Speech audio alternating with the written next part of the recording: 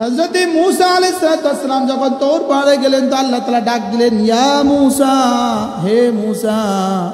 হযরত মূসা একাকী ঘাবড়ে গেলেন, ঘাবড়া গিয়া যেন জিজ্ঞেস করলেন, মান আনতা, আপনি কে? আল্লাহ তাআলা বলেন, ইন্নানি আনাল্লাহ, মূসা আমি আল্লাহ।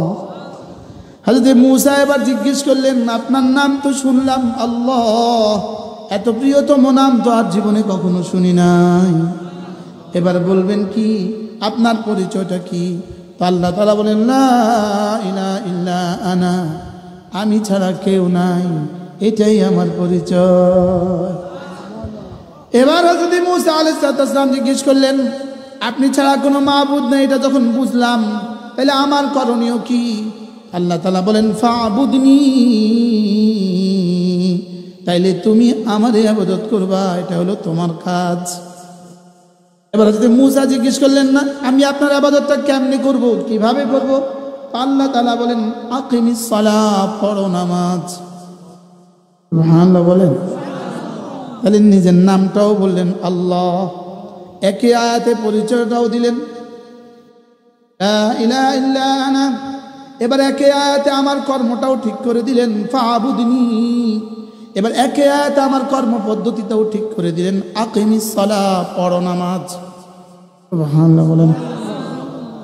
বলেন, নিজের নামও বললেন, নিজের পরিচয়ও বললেন, আমার কাজটাও বললেন, আমার কর্ম পদ্ধতিটাও বললেন। সুবহানাল্লাহ।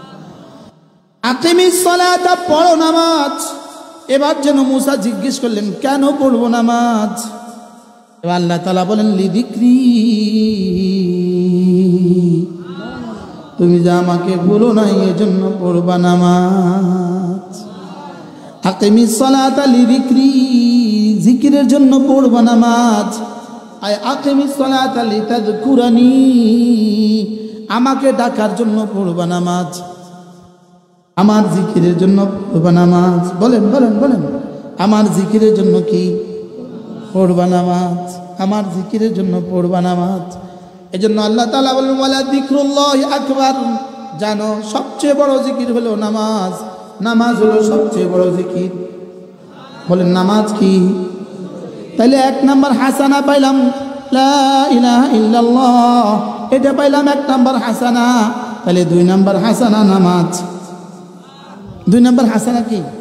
তাহলে এবার তরজমা, মান জাআ বিল হাসানা, যে কালেমায়ে তয়্যিবা নিয়ে আসবা। দুই নাম্বার তরজমা, যে নামাজ নিয়ে আসবা।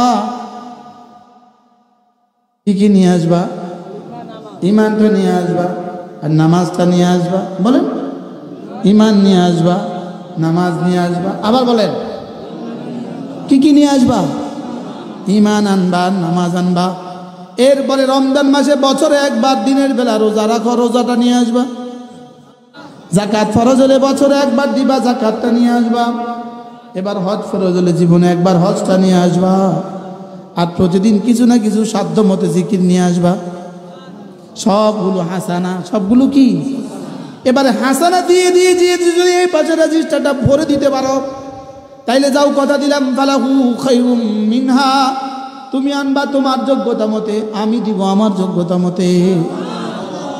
তুমি রেখে আসবা মাটির, আমি দিব স্বর্ণের। কি আর কি করব? ওয়াহুম মিন ফাজাইন ইয়াউমাইদিন আমিনুন, সামনের যত ভয়াবহ ঘাঁটি আছে সমস্ত ঘাঁটিগুলোতে আমি তোমাকে রাখিব নিরাপদ। আমাদের দেশে জেলখানাগুলোতে লেখা আছে, রাখিব নিরাপদ, দেখাবো আলোর পথ, ওখানে রাখিব নিরাপদ। আর দেখায় গাঞ্জার পথ, দেখায় কিসের পথ? গাঞ্জার পথ। ওয়াহুম মিন ফাজাইন ইয়াউমাইদিন আমিনুন, তোমার মৌতের ঘাঁটি, তোমার কবরের ঘাঁটি, তোমার হাসরের ঘাঁটি, তোমার মিজানের ঘাঁটি, তোমার ফুলসিরাতের ঘাঁটি, তোমাকে জাহান্নামের ঘাঁটি থেকে রাখিব নিরাপদ। কি নিয়ে আসলে? বলেন, কি নিয়ে আসলে?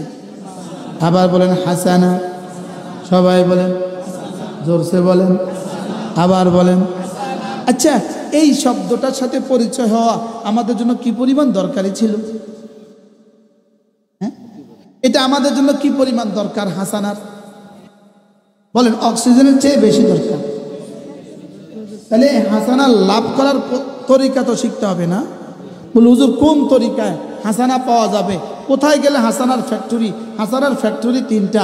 1 নম্বরে মাদ্রাসা, 2 নম্বরে তাবলিগ জামাত, 3 নম্বরে হক্কানি রব্বানি আল্লাহওয়ালাদের খানকা। বলেন কয়টা পাইলাম? কয়টা? কি কি? মাদ্রাসা, তাবলীগ, খানকা, হক্কানি রব্বানি আল্লাহওয়ালাদের সহবত। তাহলে এই তিনটার সাথে যদি আপনার মুনাসাবাত হয়ে যায়, আপনার সম্পর্ক হয়ে যায়, আশা করা যায় হাসানা নিয়ে কবরে যাবে।